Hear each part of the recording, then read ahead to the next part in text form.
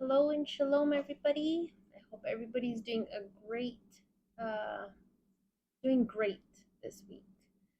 Now that it's begun, since yesterday, Sunday, today's Monday, our Monday study time. So before we get into it, let's invite Father in and just ask him to guide us in his word, give us his understanding.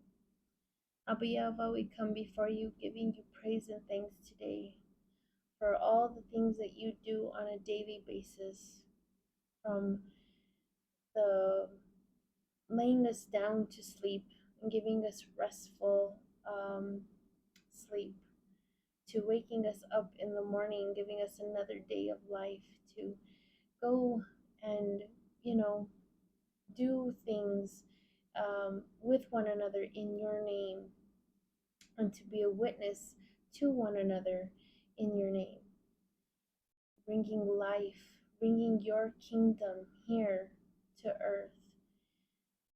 We can have those moments already before our return back to you, where we get to actually be, seeing you face to face. But until then, we can still have you walking within us, like you say, because you and your son are within us, and we can see your kingdom here on earth. So I just want to praise you for that, Father. I want to thank you for just the love that you have for us, that you've always held for us when we did not know it. So, Father, I come before you asking you to be our guide as we read your word, because, sometimes it can get a little bit um, wondrous. That could be a word. But when reading your word, sometimes it can come off like, what is it really saying here? Especially because we weren't there, So, and I've never been in an area where we understand uh, terms and words, suited towards like kingship, like kingdom um, understandings. But from what you have shown us through depictions in movies and storytellings and stuff, and if we just do, any type of search out there, to learn of these things, that's why we have so much knowledge that now we can learn, you know, um, better to understand how it is for even your own kingdom to know these things. You help us and you give us those understandings when we put our efforts to reading your word. Things start popping up into remembrance, the stuff that we got a little insight towards it. So you help us with our understanding at all times, Father. You never just let us be stuck. And if we are somewhat stuck, you end up sending someone our way during the week that where we left a question, they come with the answer. And so those are your little moments of encounters within us, through us, towards each other, letting us show the beauty of you resting in each and every one of us. So I pray, Father, that we get closer to you by learning how to get closer to each other, because the way it looks to me in your kingdom is that our answers from you come from each other. And that's what you want. You want us to learn how to love one another. Because when we love one another, that's when you can see that you are in us and that we are of Yeshua. So I pray, Abba, that we get closer and closer to you in that, what you would have us to be, loving one another. So I thank you for your words, Father. In Yeshua's name, amen. Okay, let's get started. Sorry, tickle my nose. Okay, so last week, of course, let me put my timer on. This way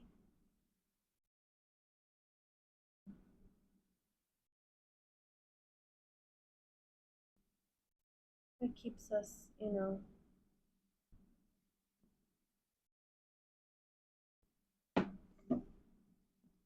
with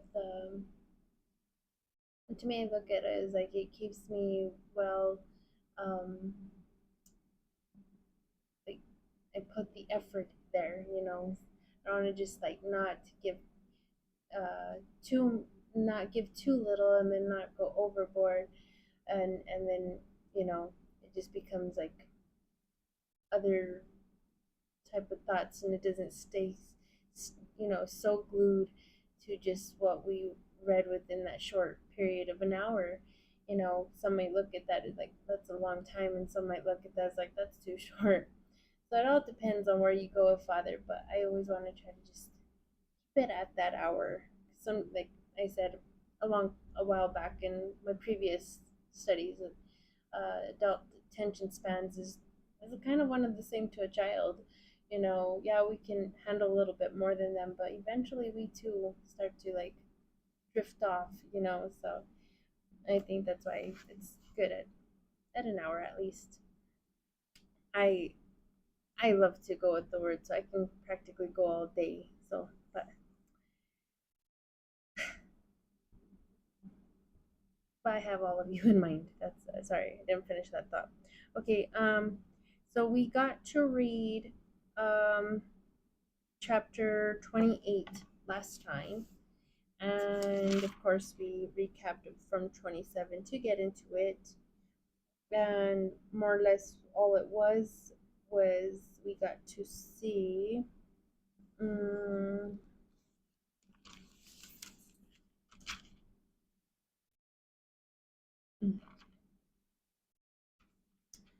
um, Isaac, who ends up getting the Esau's blessing handed over to him. Um, got it cunningly. And then we get to see Esau's, you know, pain. His, I don't know how to look at that, if to see if maybe if it was just an even regret. Sometimes some people could just be, my thoughts on it, that some people could just be angry and yet not really regretful for the errors that they don't look upon themselves. They're just mad at the situation because they felt like, it got handed to them, and you know, they got tricked, so that they're just upset, and so now they put the blame all on the person that took it from them, rather than seeing that they weren't really serious to begin with for it. Not seeing or realizing that they were kind of handing over it slightly, um, in that kind of um, outlook of it, to me anyways. But anyway, so we see where his pain was, um, but as far as like if he regretted, I don't know. We weren't there and we don't know, but he was upset. Then we went on to chapter 28. We got to see Isaac was sent to Laban, because remember, his parents, Jacob and Rebecca, didn't want him to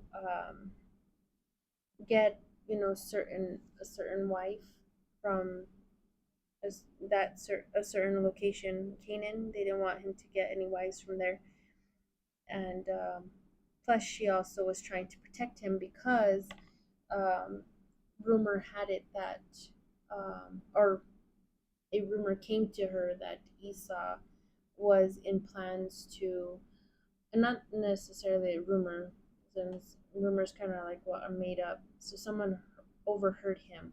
I thought he was just saying it in his mind, but the way you can go back and read he voiced it out. So I guess someone overheard his conversation, speaking out loud.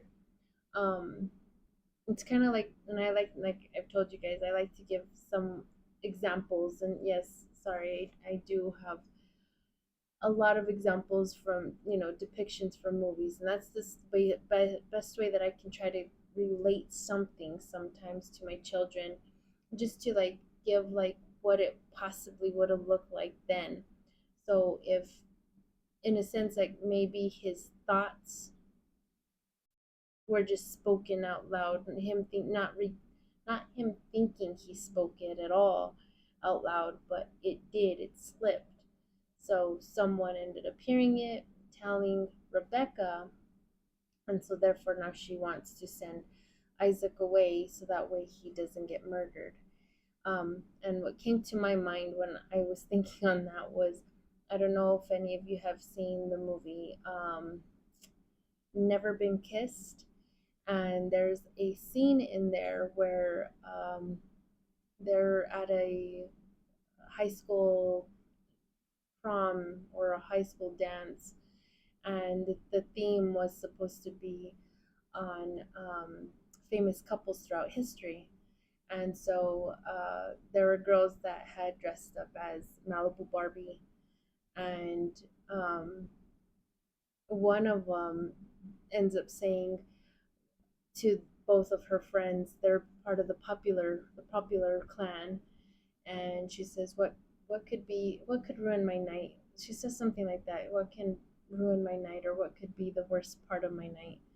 And one of them, trolling her hair, ends up saying that you would trip on your Barbie shoes and I would be named prom queen.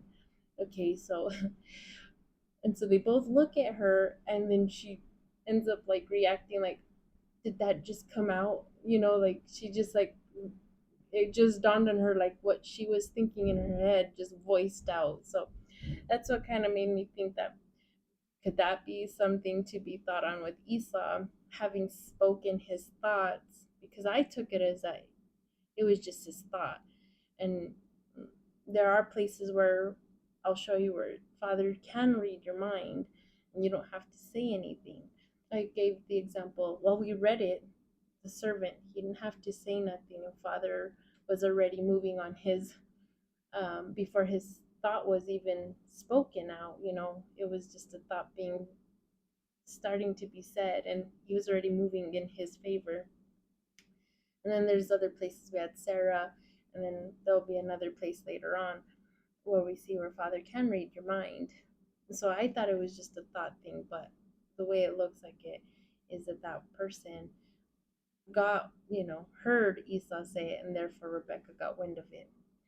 So, anyways, that just to kind of give an insight as to what made me think of that when I got there. Okay, so Isaac, okay, so now he's gone and he's on his way.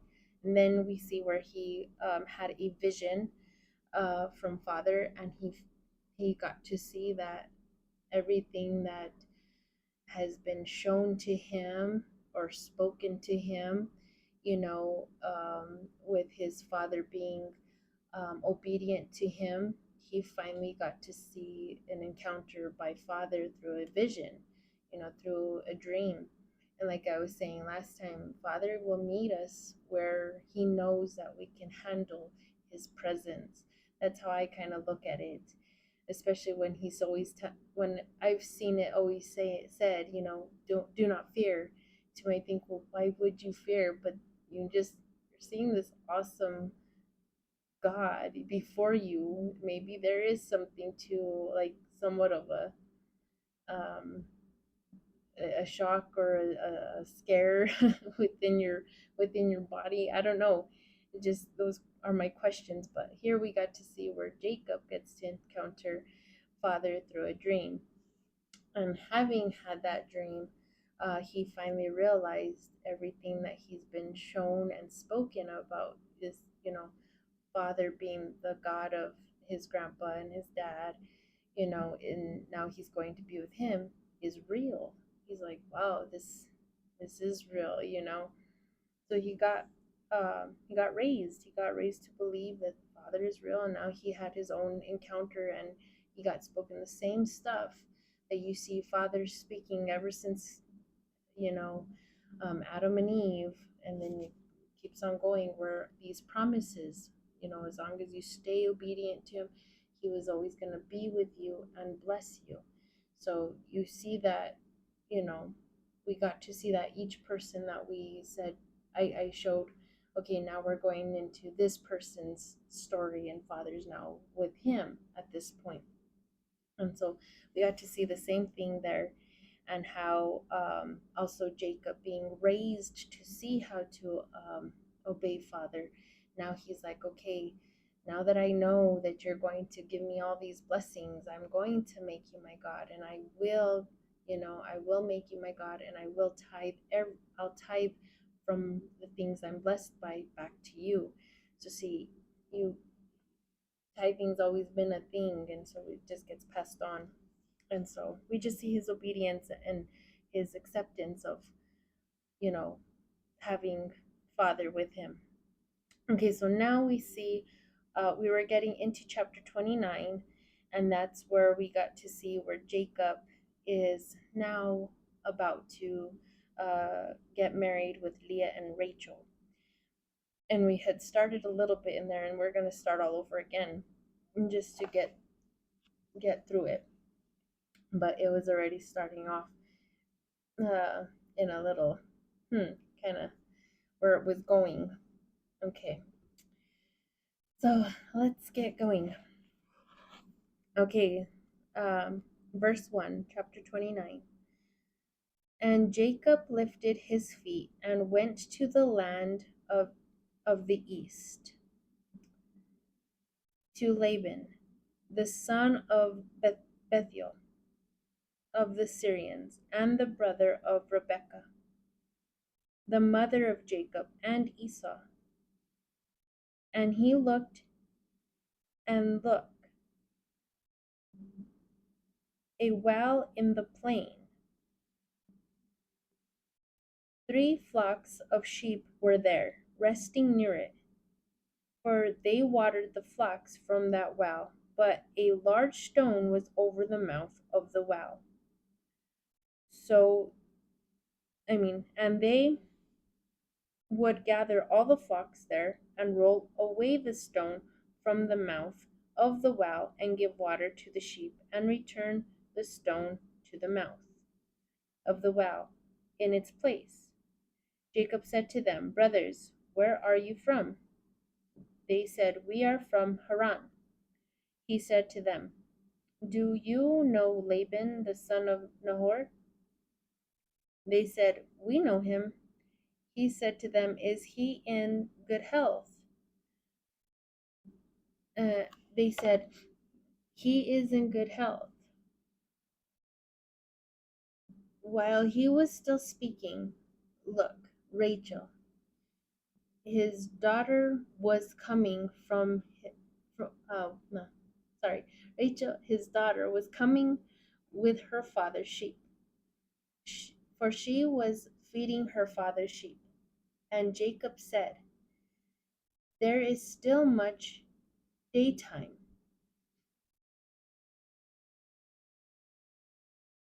It is not yet time to gather the livestock. After watering the sheep,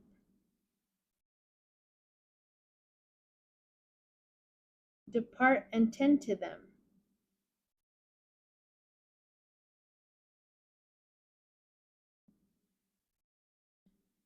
They said, sorry, I was in thought right here. They said, We will not be able to until all the shepherds gather and roll away the stone from the mouth of the well, and we will water the sheep. While he was still speaking to them, Rachel, the daughter of Laban, also was coming with the sheep of her father, for she was tending the sheep of her father. It happened when Jacob saw Rachel, the daughter of Laban, the brother of his mother, that Jacob approached and rolled away the stone from the mouth of the well, and watered the sheep of Laban, the brother of his mother. And Jacob kissed Rachel, and cried aloud with his voice, and wept. And so there we see, this story now being, to me, like a romance movie in a sense, a romance story. But of course, it's all true. Um, Not to say that other depicted movies don't have a truth to them, but this is the word of Father, which is all truth. And so, to me, I look at this as like he was in conversation, and that one moment where you glance up and then you go back to conversating, but something catches your attention that you have to do a second glance, because that person it got your attention. So that's how I kind of look at this whole what's happening here, is that he was in conversation and then he finally saw her and right away went to move the well to help her out. And then, of course, here we see he kissed her and he cried aloud with his voice and wept. Um, and I don't, I would have to go and check this word wept in a different version to see, and then to look behind the word to see the actual definition. Was it like, did he truly like weep? Like tears came out? Like, not to say that we don't have expressions today that say, I cry laughing or something, like where tears come out from literally laughing so hard. Um, could it be that he was just so jolly and and happy that tears truly did stream down his face, or is it a different type of word, a different type of meaning towards the word wept? Just in the fact that I don't know, he's overwhelmed, or just, or is it really weeping? So I don't know, but I take it as he was excited. Verse 12, and he told Rachel that he was a brother of her father, and that he was the son of Rebekah. And she ran and told her father about these matters. And this happened when Laban heard the name of Jacob, that the son of his sister. He ran to meet him, and he embraced him and kissed him and brought him into his house. And he described all these matters to Laban. And Laban said to him, you are from my bones and from my flesh. And he was with him a month of days. Laban said to Jacob, and I did, from last reading, I went ahead and I came back to this spot to read it in a different version, and it was kind of like I was wondering um, about if it just was like a full on month, if it was describing a full on month, because there's a lot of words that now I'm starting to learn that you have to look up Bible words, by Bible definitions, because sometimes they're not, it's not exactly saying what it's saying, or that you could think of it from what you know, from your own type of school lessons of certain words. But anyways, but it was a month, a full month. Um, in verse 15, Laban said to Jacob, for because you are my brother, you will not serve me for nothing. Tell me what your wage is. Laban had 2 daughters. The name of the older was Leah, and the name of the younger was Rachel. Leah's eyes were sickly, but Rachel was beautiful in appearance and graceful in appearance. Jacob loved Rachel, and he said, I will serve you 7 years for Rachel, your younger daughter. Laban said to him, better that I give her to you than that I give her to another man. Live with me. Okay, so If you can recall from last time, like I said, we can recap as we go. Um, I kind of wondered what, how, you know, all of what Jacob told Laban, up to that point, how he got to being there. Did he speak about what he did to his brother? And then that's why, his uncle saying, "You are, from my bones and from my flesh." Sometimes you can kind of resemble certain things that your, relatives do. And therefore he's like, "Ah, you're something like me." And some are willful to admitting to who their characters are, who their who their personalities are. So I don't know. Could that have been something to think on? I don't know. For him saying that, "You're definitely my nephew," something like that. Um, and then of course we'll see where Jacob starts to see his uncle's side. That is kind of like in the same um, to what he's done. And then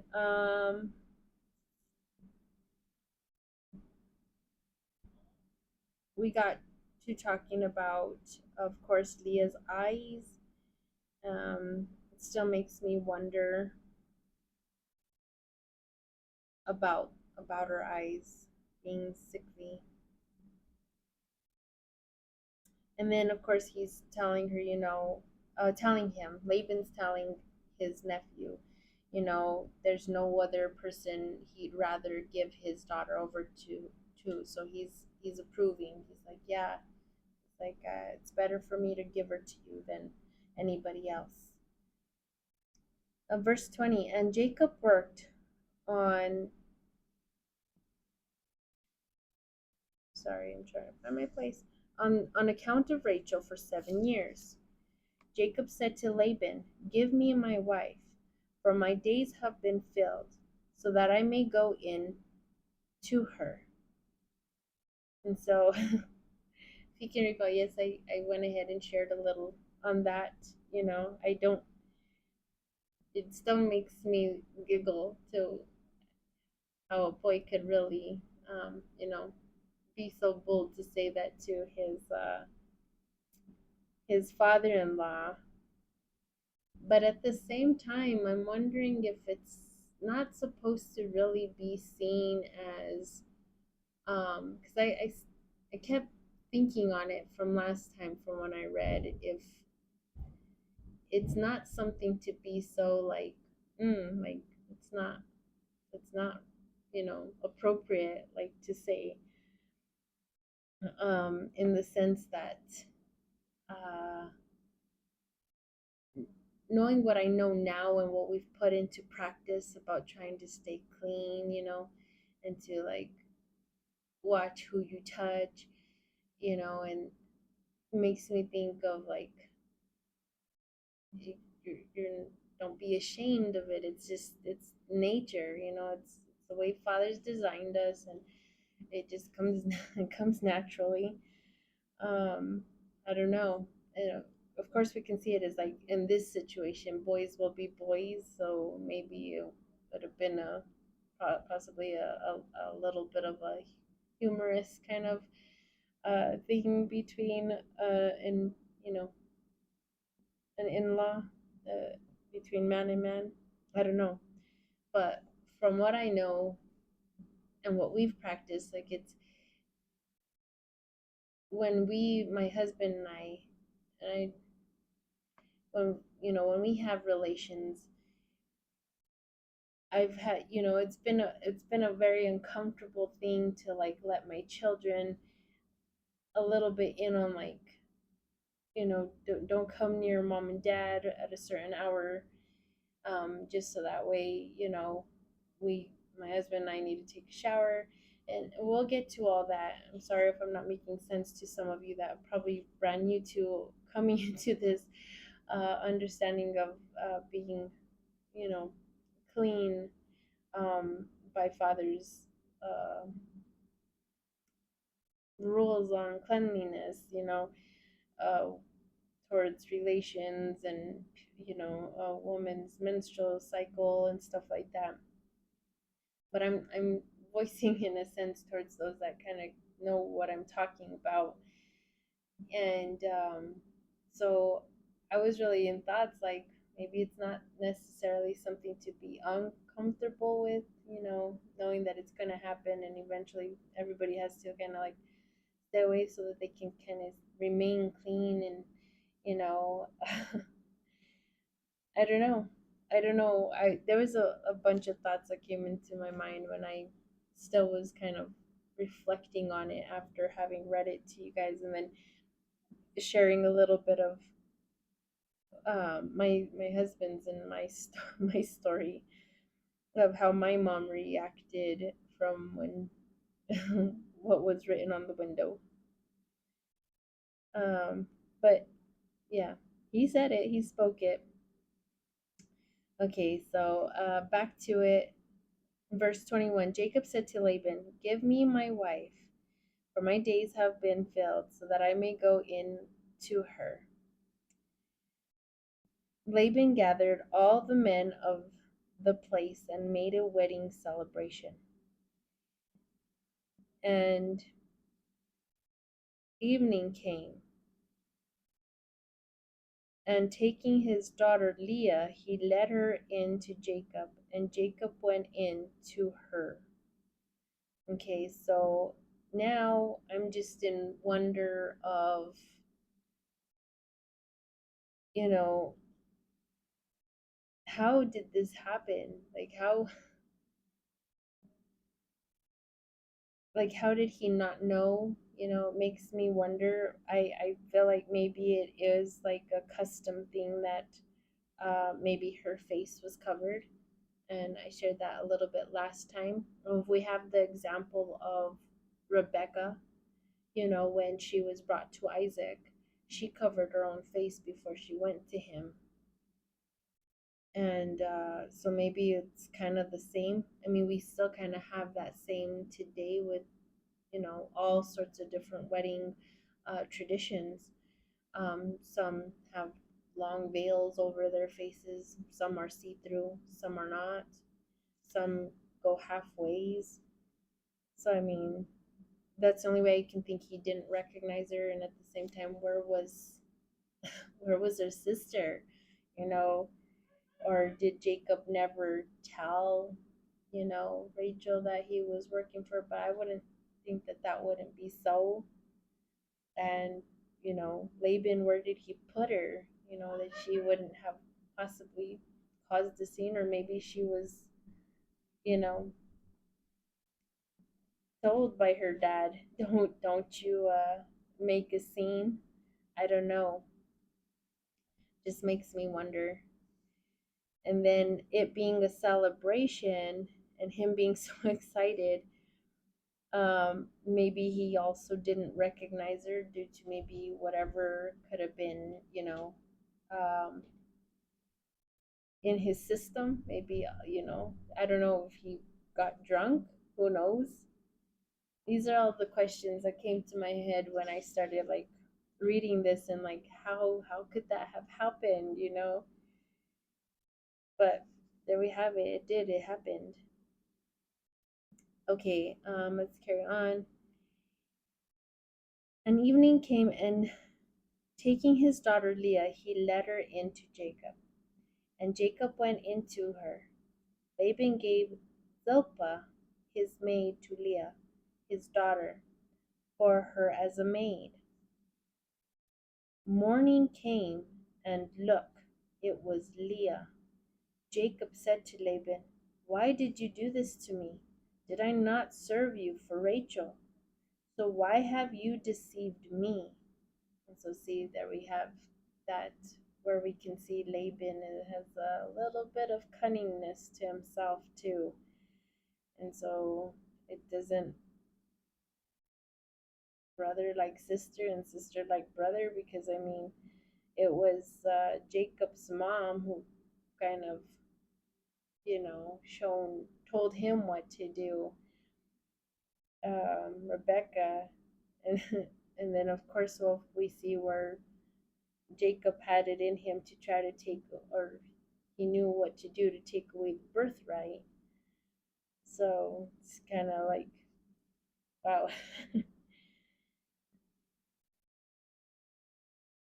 Okay, so he got deceived by his uncle. Laban said, "It is not this way in our region to give the younger one before the old before the elder. Therefore finish the week for this one, and I will give you also this one for the work, which you will work with me yet another 7 years." Okay, so now we see another agreement plan that's being made for the daughters. So in that region, it's customary to give away the first one before the youngest, and that's why he did what he did. I just wonder what would have happened had he told them the truth from the beginning. Would Jacob have accepted that? Or would he at that point, because I see it in the laws, in the law where father just wanted one man to one woman, by of course by this example that we even have from Adam and Eve. And I mean, don't get me wrong, we do have in the laws where he warns that if you end up having more, there is that too. But I wonder if he would have accepted it, or would he not have accepted it. But I know that before the laws, there are the examples first of those that came before, and you don't see them having, except for what Sarah had Abraham do. It wasn't by father's permission that he had Hagar, but we see that they all just had one wife. So would he have taken on that wife? No, of course we see the ones that had ended up having two wives, but we see the spirit in which those men had them. you know so I don't know. It's just a question mark. Would he have accepted it or not? But too late now. It's the deed is done. um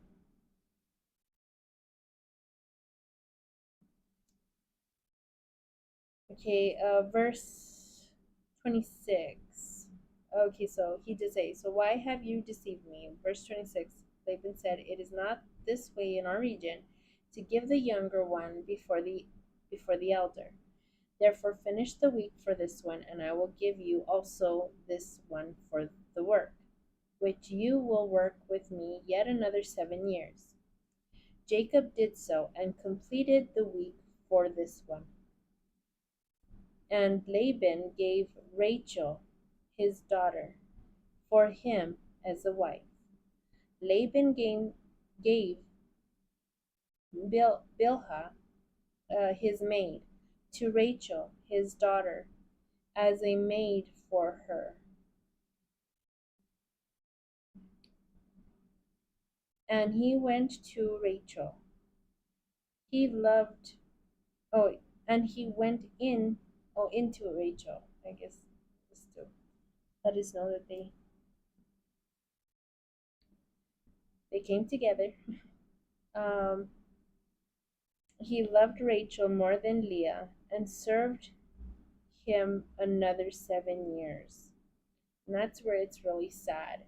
And that's where we're going to see where in the laws what it talks about certain places of, if you end up taking on more than one wife, and favoritism not being a thing, it all comes right here. The sad situation and the admittance of Jacob's true love and where it lied, but can't hold it against him. When I read it, I was like, I can't really hold it against him either, because he was honest to who he wanted. He did tell Laban he would serve for him, for Rachel, to get her. And so I can't really knock it, but at the same time I feel so bad in the sense that he can't hold it against um, Leah for having been put in that position either. She didn't ask for it.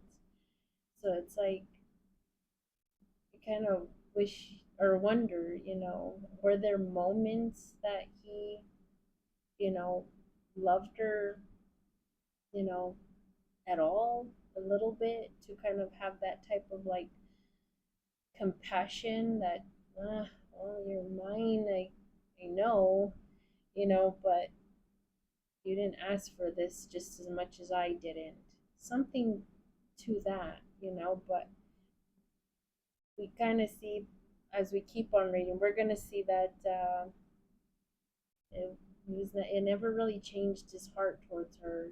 She wasn't really favored, and my my heart goes to her because you can see it in the naming of her sons, where her pain was. And so, yeah, it's just a really sad situation. Okay, verse 31. And Jehovah, um, God, seeing that Leah had was hated. Okay, so here we see where Father can see this, because, like I said, Father can read our minds and he can see our hearts. He sees what man cannot see on the inside. We, or visual, we see outside, um, on the outside, but he sees inside. So he could see this, he could see whether, and at the same time, he can see even how we're treated, which is outwardly, or he could see what's being said, or spoken out loud, of course. But even if it's not spoken or nothing like that, he sees inside and out. So he could see that Leah was hated. Okay, so um, Father opened her womb, but Rachel was barren. So we could see where Father closed one and opened the other, because he's not for that. He's not. He will come to your defense when he can see that things aren't being handled well. You know, he lets you know he's angry. And of course, we got to see where he made other people barren, from our previous readings, if you can recall, when Abraham and had encountered, Pharaoh and the um, King Abimelech. He made certain people barren. So we know Father can do all these things, and this is why we need to reverence him, right? Fear him respectfully, um, knowing that he sees all. Okay, verse 32. And Leah conceived and bore a son to Jacob. She called his name Reuben, saying, Since my Lord saw my humiliation, now my husband will love me. Okay, so here she's having, hope from it as well. And like I said, since the start, when we started seeing that names, they have meanings. We see that they have meanings. And so right here, she knows that Father is, saw what she was going through, and so it's the humiliation from what she had to go through by her dad, and then what she has to kind of suffer by with her husband. Okay, and then now she's in hopes for her husband to love her. Uh, that's what her thoughts are. Now my husband will love me. Verse 33. And Leah conceived again and bore a second son to Jacob, and said, Because the Lord heard that I am hated, he added to me also this one. Okay, so you can see her pain. It's just so sad. But she's seeing that Father's for her.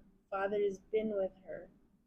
You know, when Father's, there's another place. I don't know at the top of my mind at the moment, but I know the words. That when Father is for you, if Father is for you, who can be against you? You know, and that's the biggest thing. If you have to make sure you're on His good side, is like we've been reading since earlier from Abraham. That we have to be pleasing in His sight. You know, and when you are, you know, you don't have to think that if He's for you, you'll know that He's for you. But you gotta be pleasing in His sight. So if Father is for you, who can be against you? And sadly, that's what she was getting, you know, in response from her husband. He was against her. He didn't like her. He didn't want her. And who knows the things Father was hearing by Jacob and Rachel together with having to have her around. Kind of like that whole expression, like um, three is a crowd or something like that. Two is something, and then three is a crowd, if I'm not mistaken. Something to that. So she probably just felt out of place, even though that's that's the place that she was meant to be. That's her husband too. But anyway, so because the Lord heard that I am hated, He added to me also this one, and she called his name Simeon.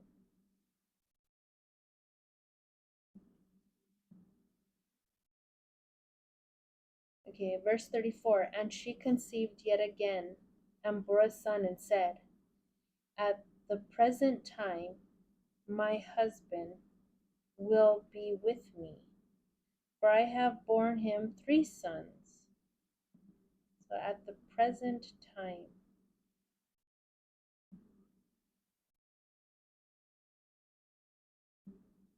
my husband will be with me, for I have borne him 3 sons.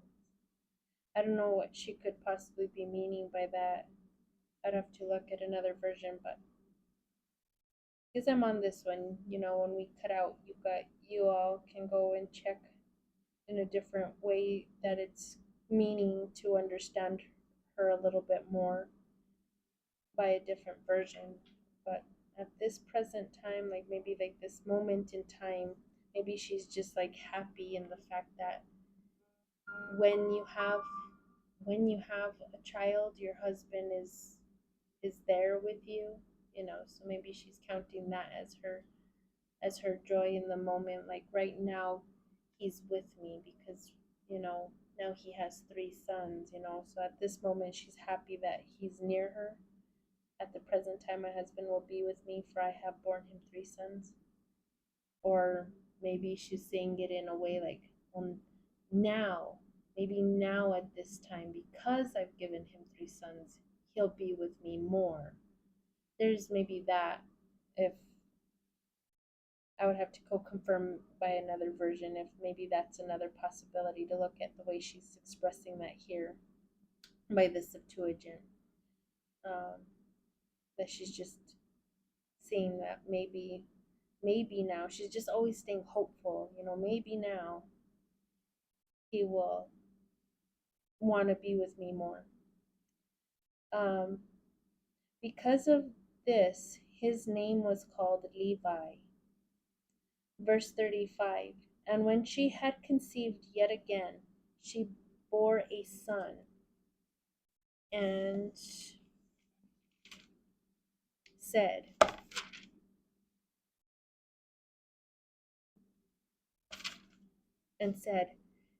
now yet again I will acknowledge the Lord for this.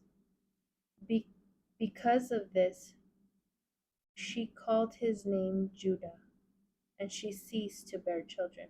Now, yet again, I will acknowledge the Lord for this. And right here, you can see where she. I'm gonna check this after we're done reading here, just to go look at other versions. But we can see that she finally has let go of trying to grasp onto man. Now, don't get me wrong, we should love our husbands. We really should. The Father expects that, because what He puts together, no man should separate. Um, Especially, it's coming by His blessing for it, and you're acknowledging Him in it as well. Let no man separate it. Um,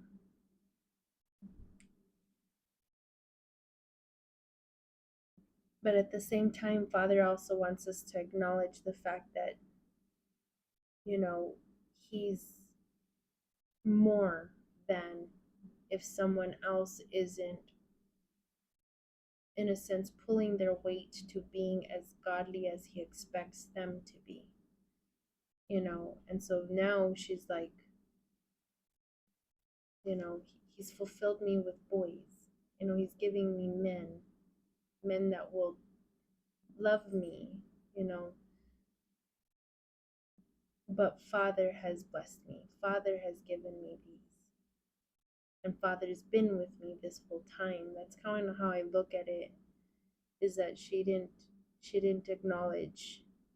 need to acknowledge Jacob anymore to try to like win his love. She finally saw who was with her this whole time in being able to be blessed where it mattered was by Father, because he was blessing her through Jacob. He could have made her barren, or he could have gave Jacob the complication, because even today men can have the issue, not necessarily the wife. But now she's just like, I'm just going to give this one, the acknowledgement that Father was with me this whole time. That's how I look at it. Um, Now, yet again, I will acknowledge the Lord for this. She's been acknowledging Him the whole time. Well, no. Let's see here.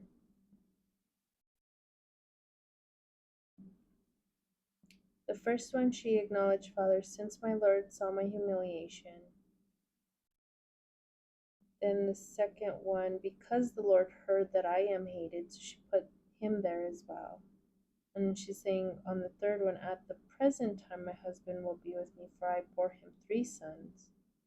But it's not to say that she didn't have Father in mind, but in the third one as well. But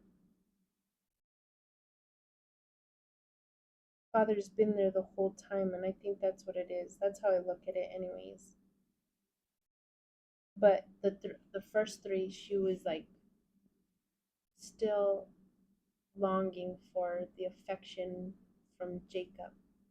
And finally, by the third one, she's just like, no, I'm just gonna acknowledge Father by this all over, by itself. And so his name is Judah. And then she ceased to bear children. Father had stopped her for a moment. And sometimes you just kind of glad when Father can kind of give you a rest, because when you have so many children, I wonder how close each child is from one another, from conception, from birth, how far apart each one is. I wonder that. But she has a lot on her hands already. Okay, chapter 30. This one we're going to read the titles for it. What we should kind of see it kind of guiding us is Rachel's children. We'll finally see Rachel have some children. And then we see where Jacob increases his flocks. Okay. Okay, 10 minutes only, so let's see how far we get into it. If not, you already know me, we'll get back into it. When Rachel saw that she had not borne a child for Jacob, then Rachel envied her sister and said to Jacob, "Give me children, but if not, I will die." So now she's putting the blame on Jacob. She's getting mad at him, like if he's the one that can control this situation, like why are you giving her children and not me? She's like, I might as well die if I'm not gonna have any. Verse 2, Jacob became angry with Rachel and said to her, "Am I in the place of God? Who deprived you of the fruit of the belly?" And that's the truth. He's like, "Oh, why you? I can't make this happen."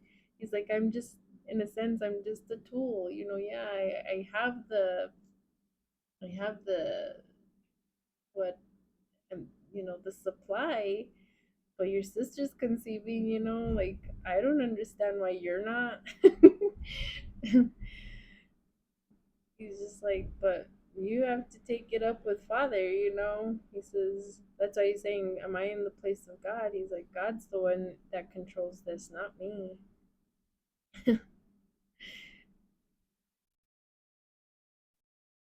Okay, so verse 3, Rachel said to Jacob, "Look, my maid, Bilhah, enter into her, and she will give birth upon my knees, so that I too might bear children from her." Okay, here's where different types of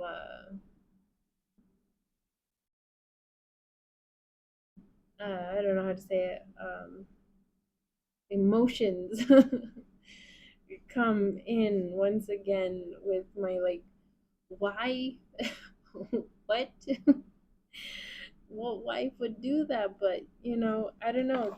There's just, who knows the customs of then, and maybe because I've never grown up in situations like that, that's like, that wouldn't be something for me to say, like, you know here, let's get you another wife. I'm one to, like, I'm your only. And I don't know. But some places, it's very much, a culture thing. It's what it's known for, and it's not an issue for them. So I don't know, but here she's like, "Here, take my maid, and from her I will conceive." And so we have the same example, like what um, Sarah did to Abraham. So the same thing. Okay, verse 4. So she gave him Bilhah, her maid, for him as a wife, and Jacob entered into her. And Bilhah, Rachel's maid, conceived, and she bore Jacob a son. And Rachel said, God, God judged me and heard my voice and gave me a son. It's amazing how right away she takes it as, like, Father blessing her through the maid, and of course she can claim the child because, well, she still looks at her as her maid, but it's Jacob's wife, you know. I don't know how she can still claim that child if verse 4 is saying that for him as a wife. I don't see how that works. But I would have took that, for me, not that I want to ever think that way, ever think of that situation happening, because I don't see myself ever going there, but I would look at that as like, something's wrong with me, you know. I would have put it more like God judged me, and my, you know, even my servant is well blessed, something like that. I would have took it a different way, because I would have saw that, maybe there's an issue with me, seeing that my sister conceived, and now the servant I gave over to test, is it Jacob, or is it, the God, God, how he's saying that, only by God this is happening by. I don't know. That's what went through my thoughts. Like, did she not see, like, even her maid conceived? So nothing was wrong on Jacob's part, and he did tell her the truth. He's not in the place of father. It was father who was holding um, her children back from her. But that's how she took it, is that she was being blessed by father through her maid. And Rachel said, God judged me and heard my voice and gave me a son. Because of this, she called his name Dan. But in a sense, it's a good thing that she said that and spoke a blessing upon the name of Dan, um, rather than being something of sorrow or something painful, and Dan's name would have had some kind of like sour meaning to him. And I don't know if that would affect, the way the descendants of Dan would kind of act. I don't know if our names kind of give us another way of seeing our personalities. I don't know if that's anything to do with it, but it just makes me wonder. But I'm just, in a sense, I'm just glad that she spoke something good upon Dan's name. That she felt father was good, that she got blessed. Verse 7, and Bilhah, Rachel's maid, conceived yet again, and she bore a second son for Jacob. And Rachel said, God has been profitable to me, and I have lived with my sister and have prevailed. So, see, I take this as like some type of competition thing. I don't know. Like, jealousy can make you, I guess, competitive, or maybe you always had that type of um, personality. I don't know.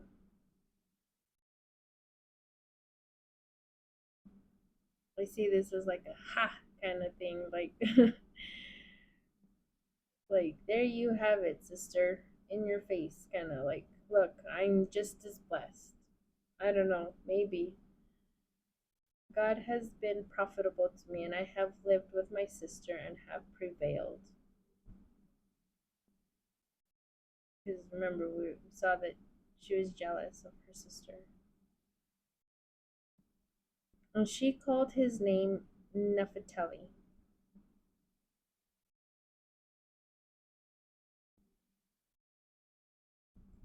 Okay, verse 9. Leah saw that she ceased bearing children, and she took Zilpah, her maid, and she gave her to Jacob as wife. Okay, now, here's where like I said, I had lots of different types of emotion when I was reading this whole thing for the first time and trying to understand, like, why? I mean, ever since the start of Abraham and Sarah giving Hagar, and the whole situation with there. But then, of course, then it became like a competition thing. I don't understand. Poor Jacob. He's just there, just letting this. Not that I think any man really would complain to have many wives for what would satisfy him for his desires, but you know, it's just like, what?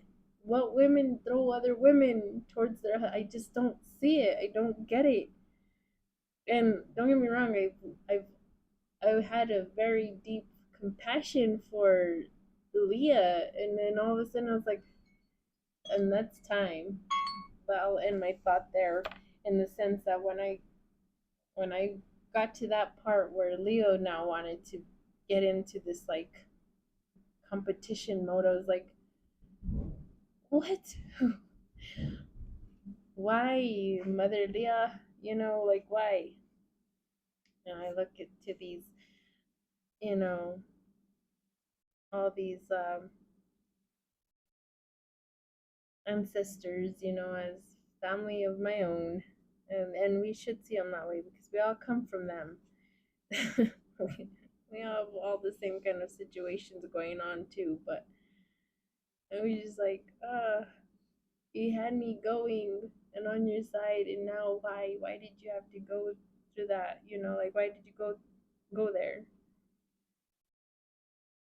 And I know my husband had one time shared that back then with the culture, some um, you know, I guess had multiple wives, or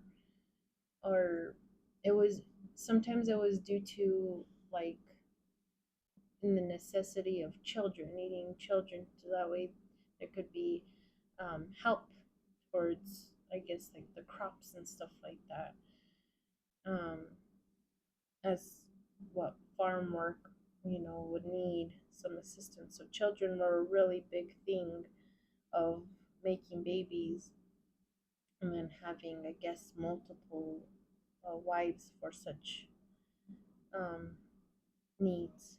But I don't know, just that alone. You see where just is like, I don't understand. To me, it's getting chaotic. But oh well, that's where it's at so far. Okay, so we're gonna stop right there on the note that Leah, she saw that she stopped conceiving herself, and so now she's about to give her maid over to her husband. So we'll continue next Monday. So I pray this was insightful, something to cause you to question how you would have handled things, or what. I don't know. You could just drift off in conversation with Father with your own type of thoughts of what's going on there. It's just wow. And then just to also know that certain things were accustomed that way, due to culture. So there's a lot of things that you can just think on of all these things that we're seeing by the word, what's happening through each situation. Um, but anyways, let's think, Father. Abba Yahweh, I thank you for giving us your word, to meditate on, to see what it is, that a lot of us have kind of similar, um, attitudes, or um, situations. There's nothing new under the sun. We know that. We see that history does repeat itself, but we can see what gets on your good side, what pleases you. So we thank you for giving us, you know, the matters of your heart. So this way we work at, pleasing you, and therefore things can be um, favored over to us. That's what you show. You always bless us for finally realizing, where are you in the midst of everything? You know, are we considering you when we come to certain situations that are coming problematic for us? Are we even thinking upon you at that moment? Or are we just in a situation of our own and we want to solve it our own way, and therefore making it much worse because Now you're seeing that we're not doing things um, well within your sight. So you even make it even much more of a problem for us. You'll even increase it even. But we can see from these examples, Father, that Leah, you know, she was going through certain things, but she acknowledged you in each one that she saw blessings coming by because she knows that she didn't do it on purpose. She didn't have a say in what took place. So she knew that you were with her and that you were blessing her. Maybe you look to these examples. And then, of course, we got to see the attitude of, Jacob and his uncle kind of seeming relatable, you know, craftiness, cunningness, and the family doesn't fall far from the tree. Through his mom's side, it looks like, anyways. But we have all these situations where we can look at all the examples of the attitudes that each one has had and find ourselves in place of them, and but because we have your word, we can see where we can fix ourselves not to be that way anymore. That's what you're wanting for us to look to the examples that are in here from the first. So this way we learn not to repeat history, and therefore things can start working well in our favor, from the favor from you. So I pray, Abba, that I just keep walking slowly through your word, looking, meditating, and keeping what is good for my bones, what is beneficial for my health. Now I can see, Father, to acknowledge you in every single situation. So I thank you, Abba, for the examples that were given tonight. In Yeshua's name, I love you and I submit unto you all the days of my life. Amen. Okay, well, you all have a blessed week, and I shall see you again next Monday, and you have a blessed Sabbath as it's almost here. I mean, it's a couple days out, but I look at it as like it's always almost here. The weeks for me kind of go pretty fast sometimes, but I hope your your week does go fast. So this way, Sabbath does get here as fast as it can. Okay, love you all. Shalom.